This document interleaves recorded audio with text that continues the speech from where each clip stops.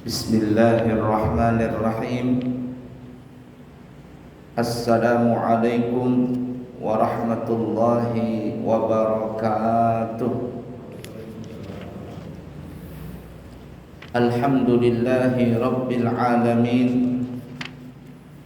Allahumma fassalli wa sallim ala sayyidina wa nabiyyina wa maulana Muhammadin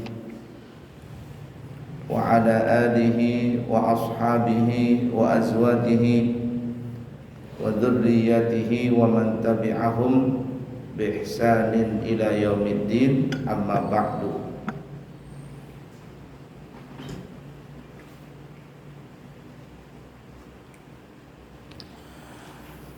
Mari kita lanjutkan pelajaran kita di dalam surah Al-Qiyamah, surah yang ke-75 yang mempunyai 40 ayat.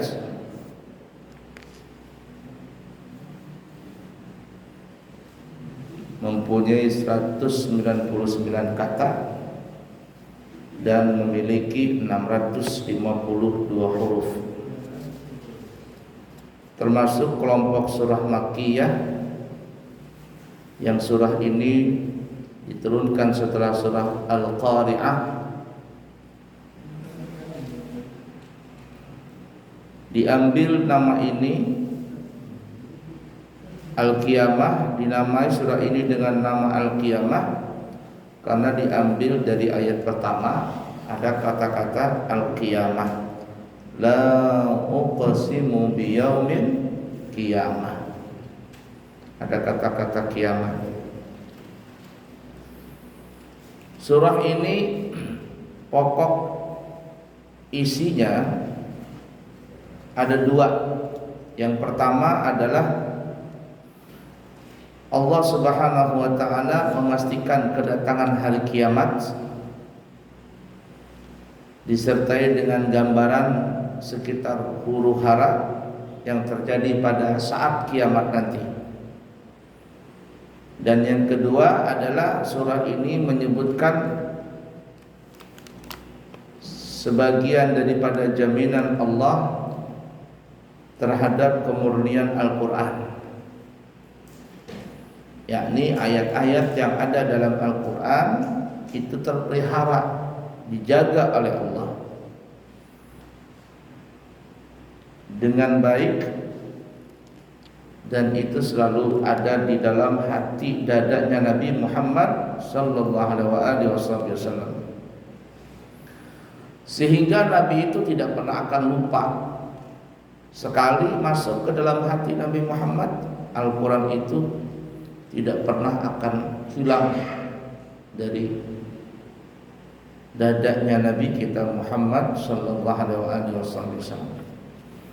Lain kita, terkadang kita ini kalau hafal Quran sering lupa. Hafal di depan, yang di belakang lupa. Di belakang hafal, depannya lupa. Ya. Depan belakang lupa, tengahnya ingat. Ada kita itu. Tapi kalau Nabi Muhammad sallallahu alaihi wasallam, ketika Al-Quran itu sudah masuk, maka Al-Quran itu akan menempel lengket di dalam hati Nabi dan tidak pernah akan lupa selama-lamanya. Karenanya juga Siti Aisyah mengatakan kana khuluquhu Al-Quran, adalah akhlaknya Nabi Muhammad SAW itu adalah Al-Quran. Jadi bukan hanya di dalam hati, tapi luar dalamnya itu semuanya Al-Quran. Alhamdulillah.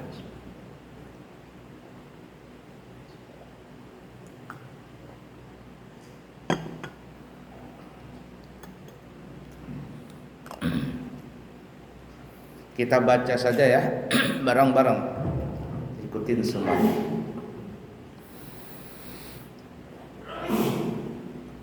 A'udzu billahi minasy syaithanir rajim. Semuanya.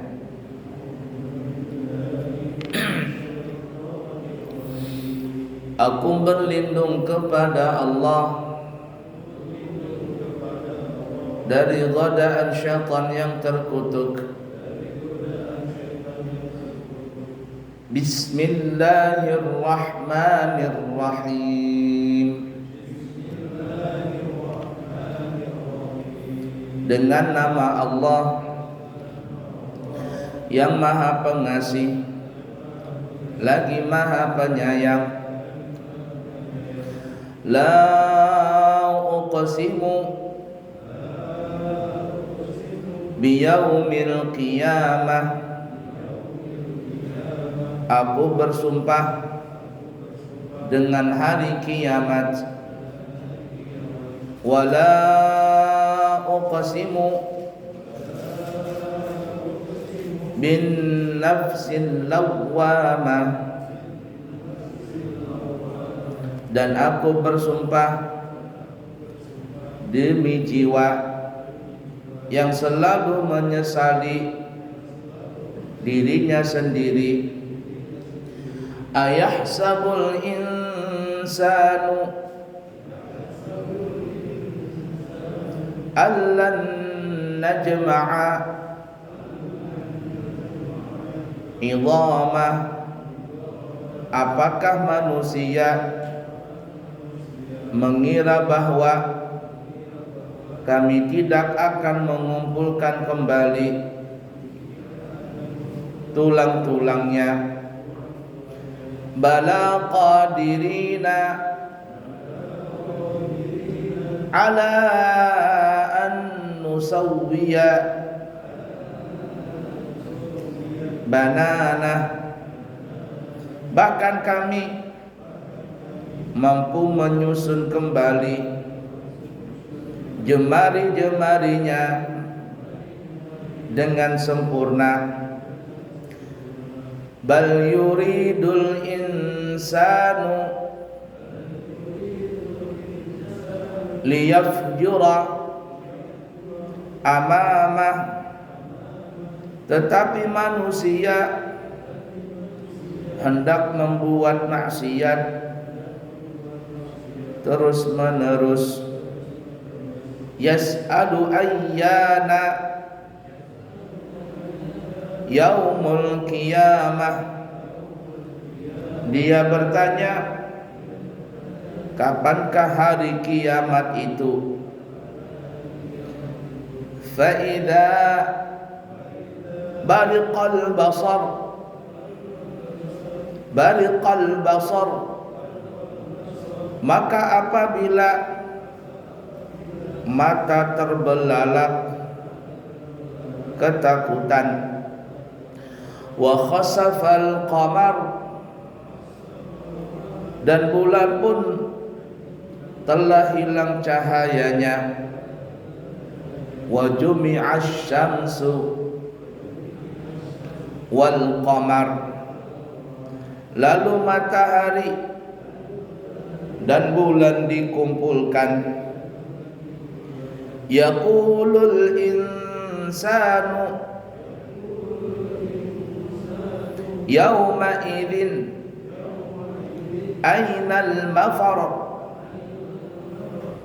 Pada hari itu manusia berkata, kemana tempat lari? Kalla la wazar, tidak ada tempat berlindung. Ila rabbika yauma idinil mustaqar, yauma idinil mustaqar. Pada hari itu diberitakan hanya kepada Tuhanmu tempat kembali pada hari itu. Yunabba'ul insanu yawma idzin bima qaddama wa akhkhar.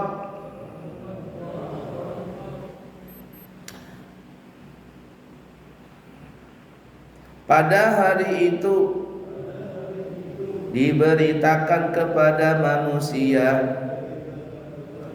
apa yang telah dikerjakannya dan apa yang dilalaikannya. Balil insanu ala nafsihi basirah. Bahkan manusia menjadi saksi atas diri sendiri. Walau alqa ma'adzirah, dan meskipun dia mengemukakan alasan-alasannya.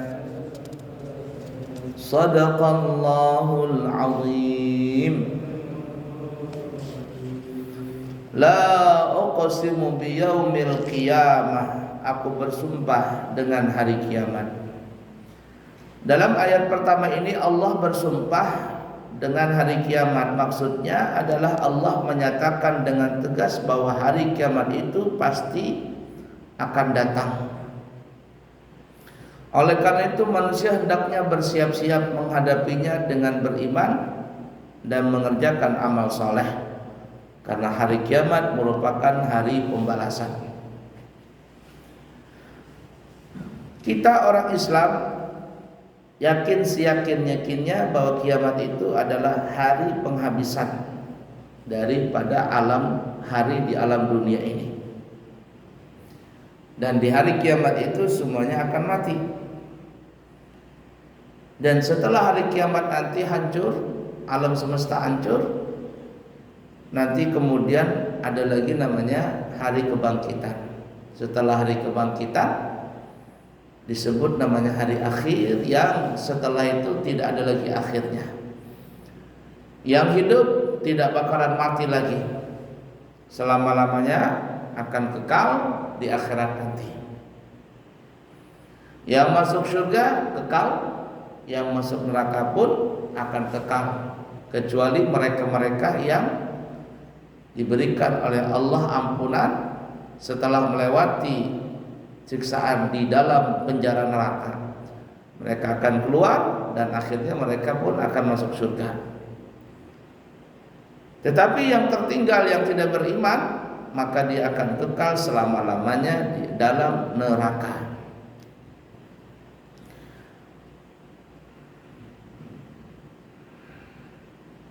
Seperti yang kita pernah terangkan pada pertemuan-pertemuan yang lalu, bahwa insya Allah orang beriman itu tidak pernah akan menemui hari kiamat. Karena sebelum datangnya hari kiamat itu nanti ada angin yang berhembus dari timur sampai ke barat, yang angin itu akan melewati di bawah ketiak orang-orang beriman. Siapa yang dalam hatinya masih ada la ilaha illallah Muhammadun Rasulullah, angin itu akan lewat di bawah ketiak orang beriman, dan saat itu semua orang beriman akan meninggal dunia, dari timur dunia sampai ke barat dunia. Dan tidak ada terjadi hari kiamat kalau seandainya masih ada orang yang mengucapkan la ilaha illallah, mengucapkan Allah. Dan saat itu karena seluruh manusia yang beriman telah meninggal dunia, tidak ada lagi yang mengucapkan Allah, Allah, Allah. Di saat itulah terjadilah kiamat.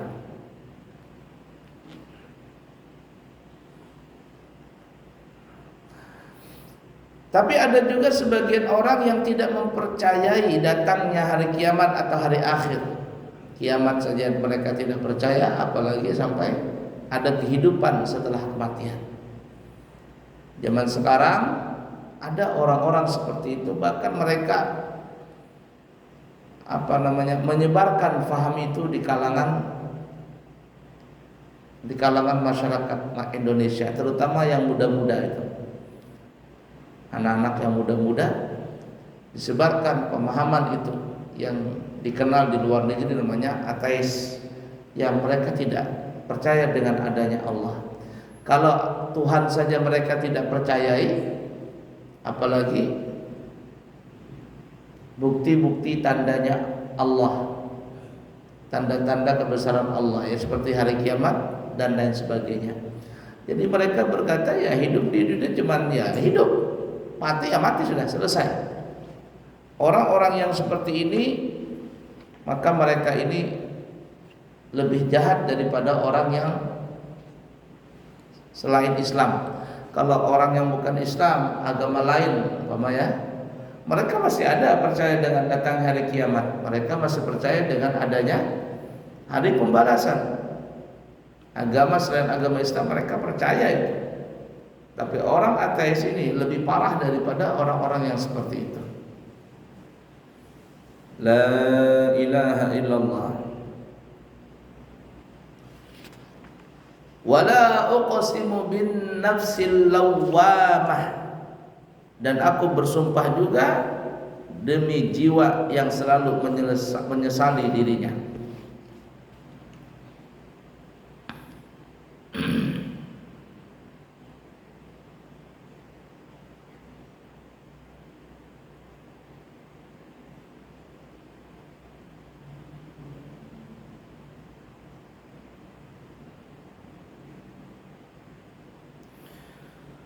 Nafsul lawamah ini adalah diri yang masih ada penyesalan.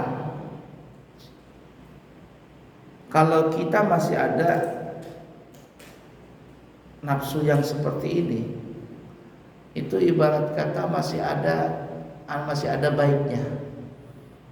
Ada seseorang melakukan maksiat. Biasanya kalau dia ada iman di dalam hatinya, itu akan ada rasa penyesalan di dalam hati.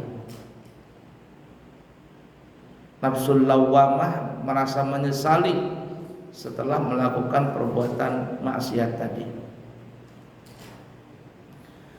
Yang seperti ini masih ada baiknya. Ada juga orang yang melakukan maksiat tetapi dia tidak ada rasa penyesalan dalam hati. Bahkan bangga dengan maksiat itu, memamerkan maksiat itu. Bahkan bukan hanya memamerkan, tetapi menantang Allah Ta'ala dengan melakukan maksiat itu. Maka ini parah sekali manusia yang seperti itu. Tidak ada iman yang melekat dalam hatinya.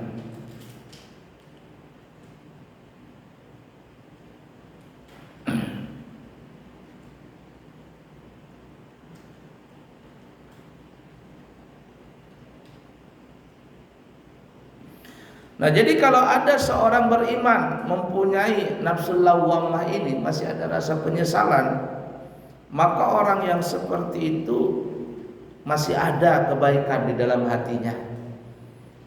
Dan orang yang menyesal lalu bertobat dengan sebenar-benar tobat, Allah akan menerima taubatnya dan Allah pun juga akan menghapuskan dosa-dosanya, serta orang tersebut akan dibimbing oleh Allah kembali kepada jalan yang benar.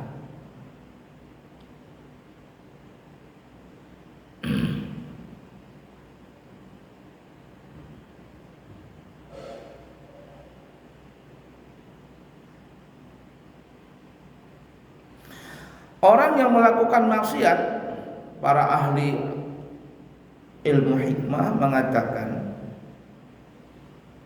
bahwa orang yang melakukan maksiat itu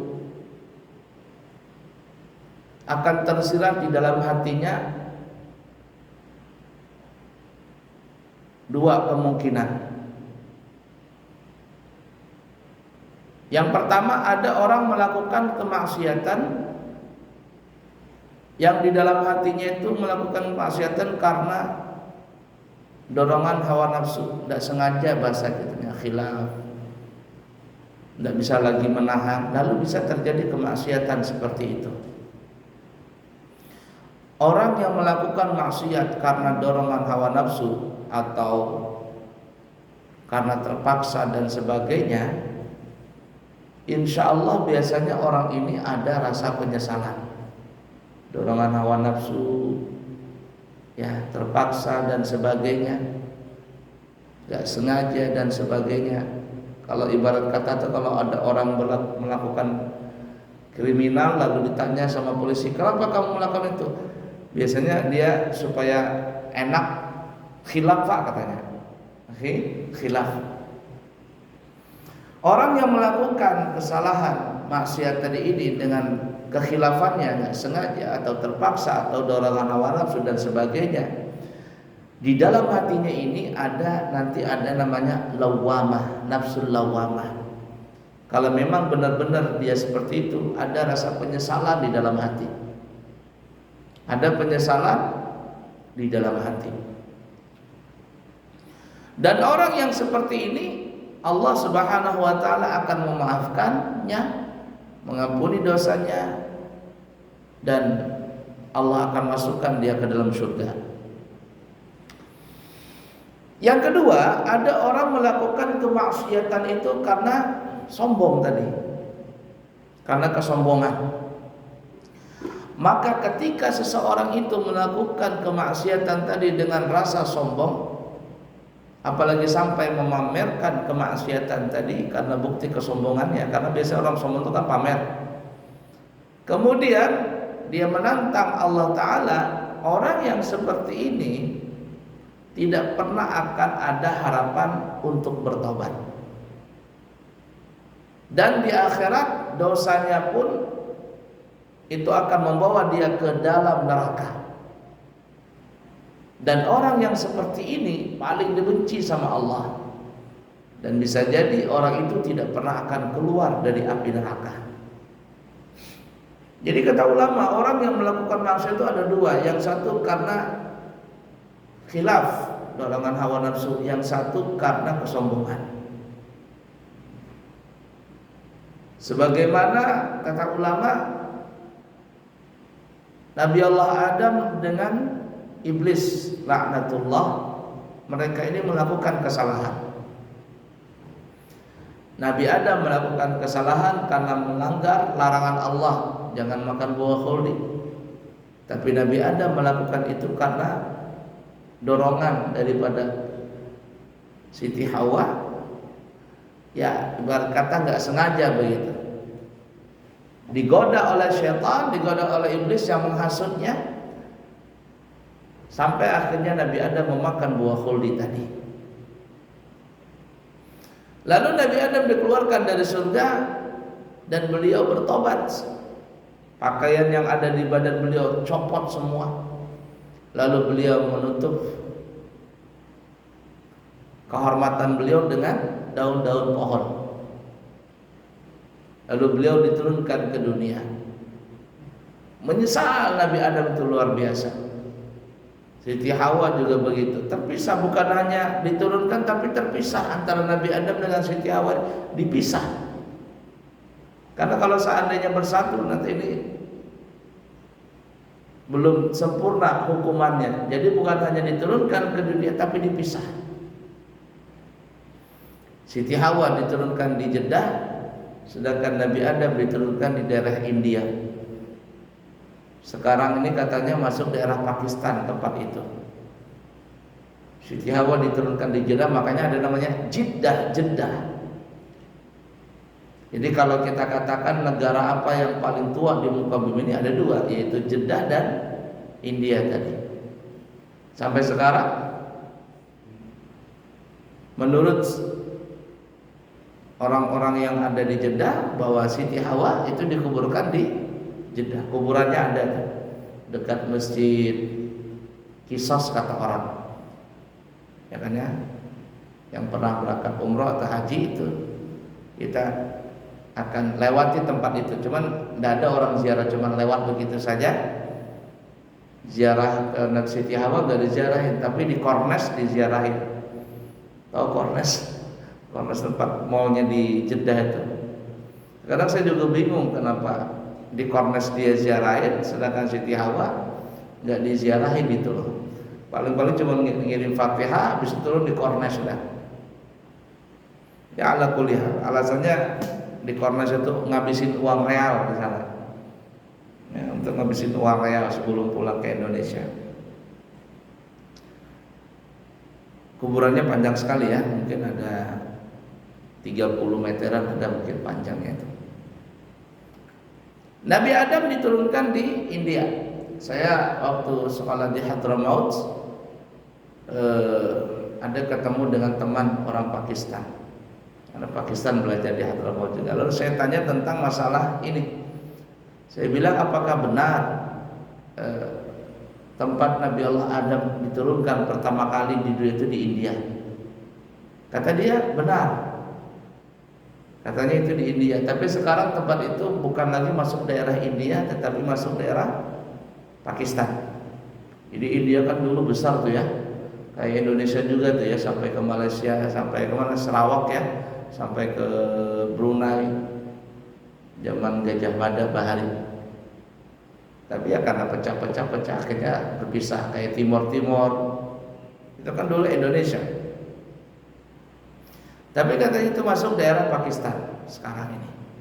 Disebutkan dalam kitab Israiliyat, ya, dalam cerita Israiliyat, bahwa Nabi Adam itu selalu menangis dengan apa yang telah beliau lakukan, karena ada nafsu lawamah tadi, ada rasa penyesalan. Menangis setiap saat sampai air matanya Nabi Adam itu membasahi tanah yang ada di situ, dan akhirnya tanah itu menjadi subur. Suburnya itu menumbuhkan bunga-bunga yang sangat harum. Kata guru saya itu,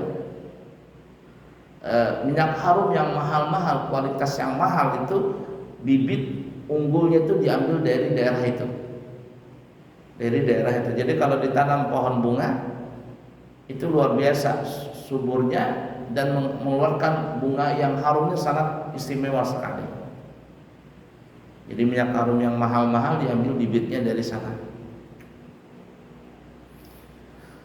Rabbana zalamna anfusana wa illam taghfir lana wa tarhamna lanakunanna minal khasirin. Itu doanya Nabi Adam yang ada penyesalan di dalam hati. Ya Tuhan kami, sungguh kami telah berbuat zalim kepada diri kami.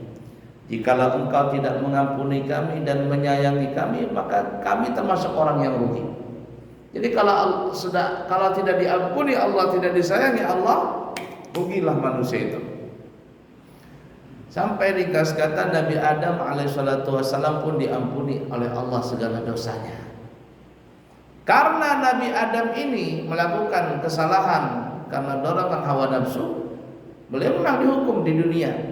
Tapi Allah Subhanahu wa taala akan mengembalikan Nabi Adam, Siti Hawa, bahkan anak cucunya yang beriman atau yang mereka pernah melakukan maksiat karena dorongan hawa nafsu seperti halnya Nabi Adam, Allah Subhanahu wa taala akan mengembalikan kita semuanya, anak cucunya termasuk datuk kita Nabi Adam, kembali ke dalam surga. Masuk dalam surga.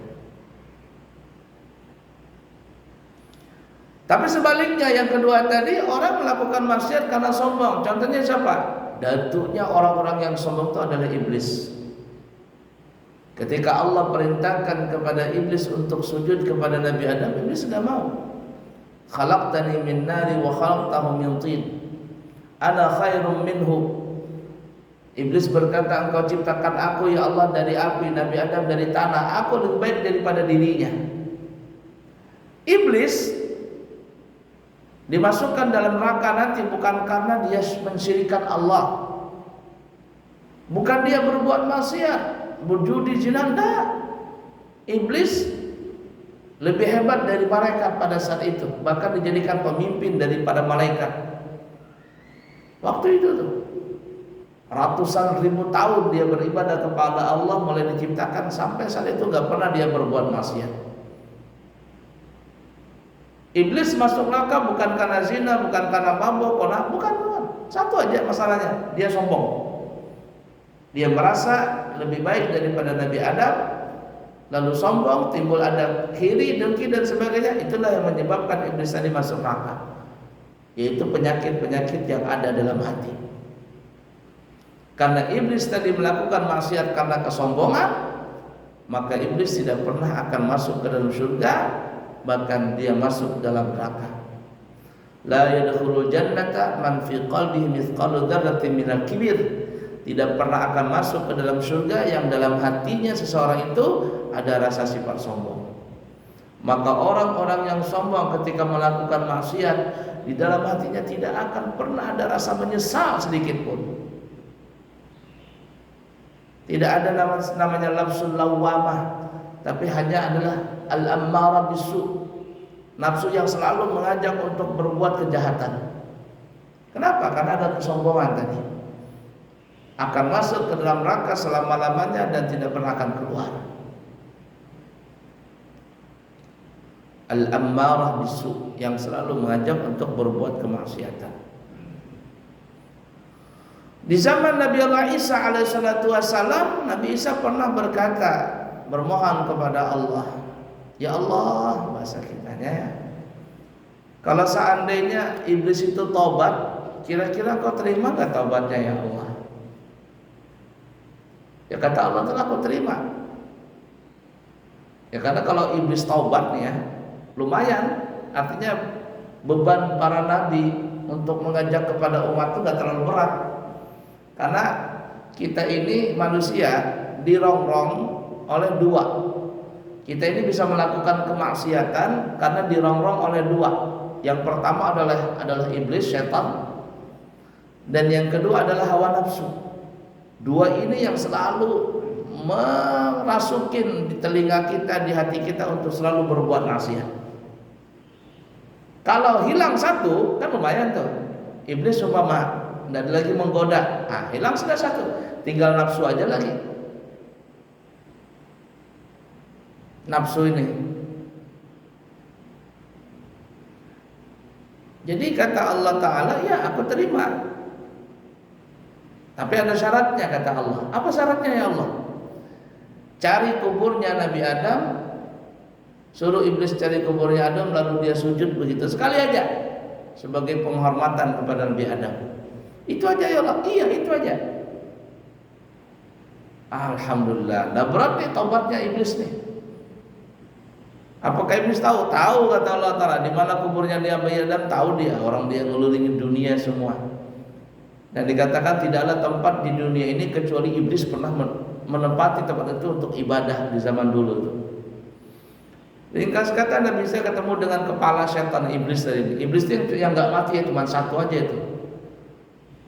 Iblis itu cuma satu, setan, anak buahnya setan, anak cucunya setan.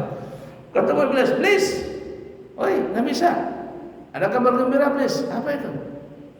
Allah terima taubatmu. Iyakah? Iya. Tapi ada syaratnya. Apa itu? Engkau disuruh oleh Allah untuk mencari kuburnya Nabi Adam, lalu kau sujud hormat kepada kuburnya Nabi Adam. Kata iblis, kalau yang itu aku nggak mau terima, sampai kapanpun aku nggak mau, katanya.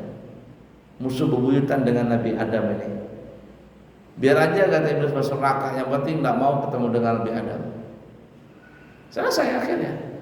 Itu aja kesalahan si iblis tadi.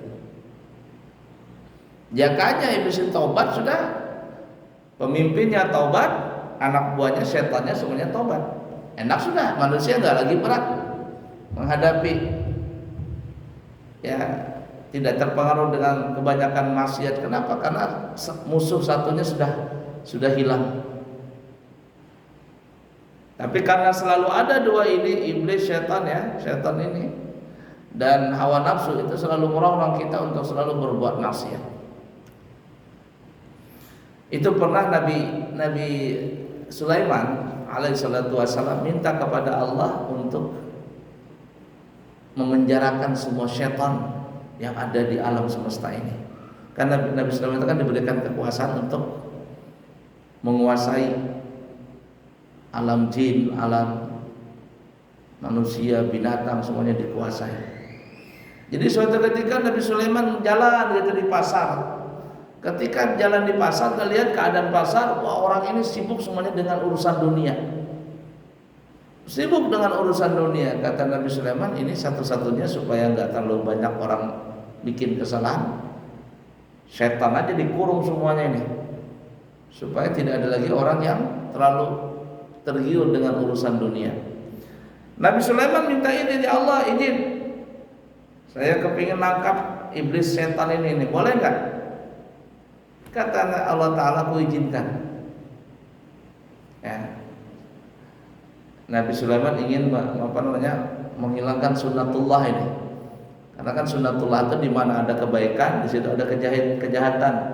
Di mana ada putih, di situ ada hitam. Di mana ada Muhammad, di situ ada Abu Jahal. Kalau ibarat sinetron, di mana ada Haji Sulam, di situ ada Haji Muhyiddin itu. Tahu sinetron tukang bubur naik haji zaman dulu. Selalu ada yang begitu. Maka dengan izin Allah, setan iblis tadi ditangkap oleh Nabi Sulaiman, dikurung semuanya, kurung, sok. Setelah dikurung semuanya, Nabi Sulaiman keluar lagi ke pasar. Mau belanja. Nabi Sulaiman mau belanja. Ketika sampai di pasar, satu orang pun gak ada orang di pasar. Kata Nabi Sulaiman, kemana manusia ini? Gak ada yang jualan, gak ada yang jualan, gak ada yang beli. Ini roda kehidupan tidak stabil nih. Lalu Nabi Sulaiman kemana larinya? Akhirnya Nabi Sulaiman cari tahu kemana nih manusia-manusia. Ternyata Nabi Sulaiman mendapati mereka sedang beribadah semuanya. Beribadah semuanya. Mereka ditanya sama Nabi Sulaiman, kenapa nggak jualan? Aduh, katanya, perasaan saya ini saya sebentar lagi mati. Apa ini urusan dunia? Saya mau ibadah saja. Perasaan mau mati sudah, katanya. Siap-siap mau mati semuanya. Wah, kata Nabi Sulaiman, kalau begini repot juga nih. Siapa yang mau jualan? Siapa yang mau beli nih? Akhirnya apa? Nabi Sulaiman bilang, ya Allah, kau lepaskan aja setan. Kenapa? Roda kehidupan gak jalan. Jadi untung juga sih kalau ada setan dilepaskan. Kenapa? Karena ada yang ngasih hiburan tuh masih ada. Tapi kalau setan gak ada, selesai semuanya. Di mall tuh gak ada lagi orang rame-rame, gak ada lagi konser, semuanya ibadah semua. Gak ada lagi Roma Irama datang ke Balikpapan. Semuanya ibadah. Gak ada lagi lagu percintaan, semuanya lagu kepingin mati aja sudah. Akhirnya dilepaskan lagi, lepaskan sudah. Sudah lepaskan, sah begitu. Sunnatullah. Roda kehidupan begitu, ada yang baik, ada yang jelek. Terlepas lagi. Nabi Sulaiman besok jalan lagi, penuh lagi pasar kayak semula lagi. La ilaha illallah. Roda kehidupan. Jadi apapun yang diciptakan oleh Allah itu ya, walaupun itu terkadang membuat kita pusing, tetapi di balik itu semuanya ada hikmahnya. Ada hikmahnya. Kenapa Allah ciptakan iblis, ya, ciptakan setan, ciptakan ini, ya itu untuk kehidupan tadi. Roda kehidupan. Kita disuruh pilih. Kita ini mau pilih yang mana? Mau jadi orang baik, ayo. Mau jadi orang jahat, terserah saja. Makanya kalau semuanya baik di dunia ini, itu bukan dunia namanya, surga. Jadi kalau semuanya baik begitu, nggak ada orang yang jahat, itu bukan dunia namanya, surga. Tapi orang jahat semuanya nggak ada orang yang baik, bukan dunia juga, neraka namanya. Tidak ada peraturan, neraka namanya. Jadi kita ini hidup disuruh pilih. Ini yang baik kata Allah, ini yang jahat. Kamu mau yang mana? Yang baik, ayo. Yang jahat silakan. Cuman ancamannya ada nih. Yang baik surga, yang jahat neraka. Antara Nabi Adam dengan iblis tadi, kita mau ngikutin yang mana? Yang Nabi Adam kah atau yang iblis tadi? La ilaha illallah. Cukup dulu ya, insyaallah kita sambung lagi. Saya masih ada ngisi Isra Mi'raj hari terakhir, Isra Mi'raj insyaallah. Cukup sekian, semoga ada manfaatnya. Subhanakallahumma wa bihamdika asyhadu an la ilaha illa anta astaghfiruka wa atubu ilaik. Wa akhiru kalam, wassalamu alaikum warahmatullahi wabarakatuh.